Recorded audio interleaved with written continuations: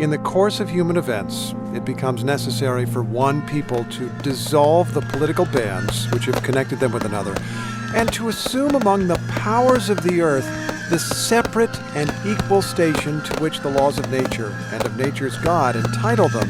A decent respect to the opinions of mankind requires that they should declare the causes which impel them to the separation.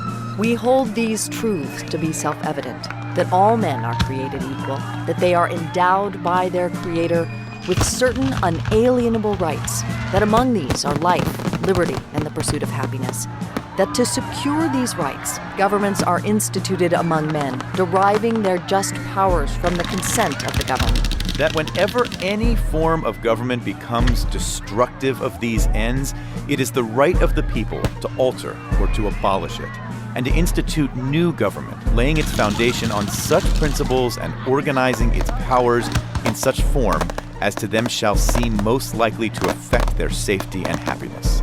Prudence, indeed, will dictate that governments long established should not be changed for light and transient causes. And accordingly, all experience has shown that mankind are more disposed to suffer, while evils are sufferable, than to right themselves by abolishing the forms to which they are accustomed. But when a long train of abuses and usurpations, pursuing invariably the same object, evinces a design to reduce them under absolute despotism, it is their right, it is their duty to throw off such government and to provide new guards for their future security.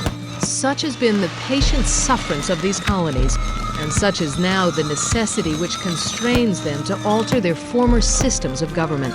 The history of the present King of Great Britain is a history of repeated injuries and usurpations, all having in direct object the establishment of an absolute tyranny over these states. To prove this, let facts be submitted to a candid world. In every stage of these oppressions, we have petitioned for redress in the most humble terms. Our repeated petitions have been answered only by repeated injury. A prince whose character is thus marked by every act which may define a tyrant is unfit to be the ruler of a free people. Nor have we been wanting in attentions to our British brethren. We have warned them from time to time of attempts by their legislature to extend an unwarrantable jurisdiction over us. We have reminded them of the circumstances of our emigration and settlement here. We have appealed to their native justice and magnanimity, and we have conjured them by the ties of our common kindred to disavow these usurpations, which would inevitably interrupt our connections and correspondence. They, too, have been deaf to the voice of justice and of consanguinity. We must therefore acquiesce in the necessity which denounces our separation, and hold them as we hold the rest of mankind, enemies in war, in peace, friends.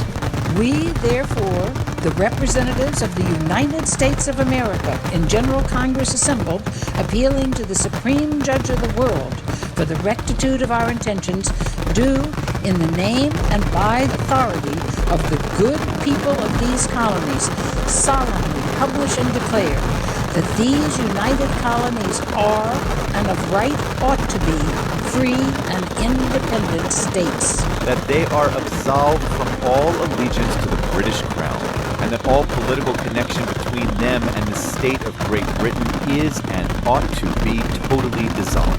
And that as free and independent states, they have full power to levy war, conclude peace, contract alliances, establish commerce, and to do all other acts and things which independent states may of right do.